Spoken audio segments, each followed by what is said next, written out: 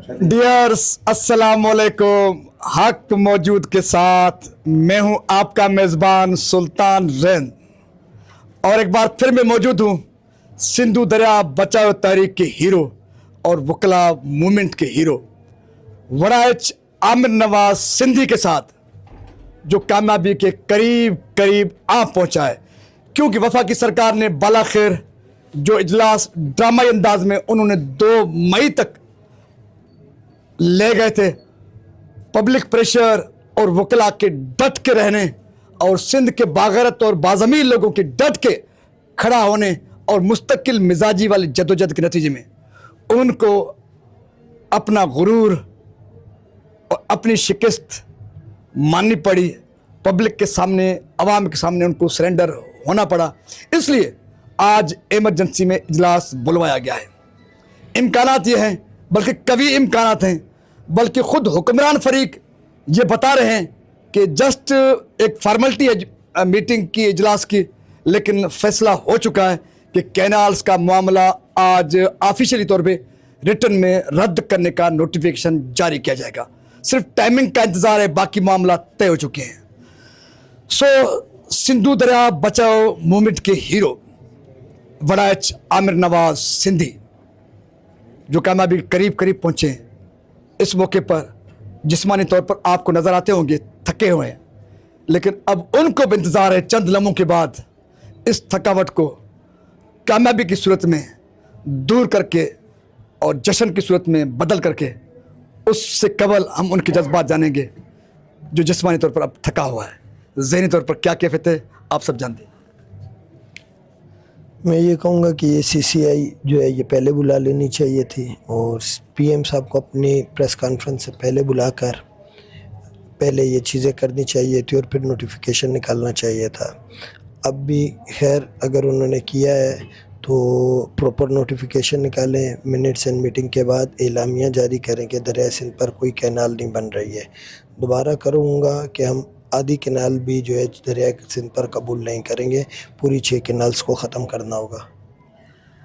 वड़ाइच आमिर नवाज सिंधी साहब, आप क्या समझते हैं कि ये पेशरफ्त सिंध हुकूमत ने की है, वफा की हुकूमत ने की है, या पब्लिक की जानिब से जो प्रेशर था, जो लोगों का जम्मे गफ़ीर डट के रहना, उसके साथ साथ ये भी मालूमात आप तक पहुँची होगी कि जो गवर्नमेंट सर्वेंट्स थे, स्पेशली फोर्सेस के जवान, यहाँ तक कि कहीं कहीं पर SSP लेवल के लोग भी ये कह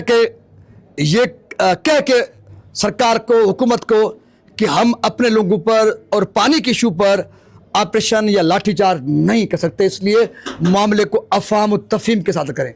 आप नहीं समझते कि पब्लिक प्रेशर के साथ जो गवर्नमेंट ऑफिसर्स थे, पुलिस के फोर्सेस के जवान थे, उनकी जानिब से भी मुज़ाहमत की सूरत में इनको शिकस्त माननी पड़ी है और इमरजेंसी में इजलास बुलाना पड़ा है। देखें, पब्लिक प्रेशर बहुत ज़्यादा था। बाकी दोबारा हम कहेंगे ना हमें ना पब्लिक को, किसी को क्रेडिट नहीं चाहिए। क्रेडिट जिसको लेना है ले, लेकिन एक दानिशमंदाना फ़ैसला फाइनली इन्होंने किया है कि इसको जल्दी बुलाया है। बाकी पुलिस के जितने भी जवान हैं, ऑफिसरान हैं, मैं उनको सुर्ख सलाम करता हूँ और दिल की गहराइयों से उनका मशकूर हूँ कि उन्होंने उन तमाम लोगों के लिए जो अपनी धरती माँ के लिए जद्दोजहद कर रहे थे, उनके ख़िलाफ़ लाठी चार्ज करने से, उनके ख़िलाफ़ ऑपरेशन करने से इनकार किया। वड़ाइच आमिर नवाज सिंधी कितने अजीम और तारीख़ी जुमला अदा कर रहे हैं कि क्रेडिट की जंग नहीं है, जिन्होंने पब्लिक प्रेशर को माना है और सरेंडर हुए हैं। सच है कि उनकी फतह है, बल्कि उनकी जीत है, क्योंकि हम सब की जीत इसमें है कि हम पब्लिक की बात को मानें और हम हक़ाइक़ को फॉलो करें।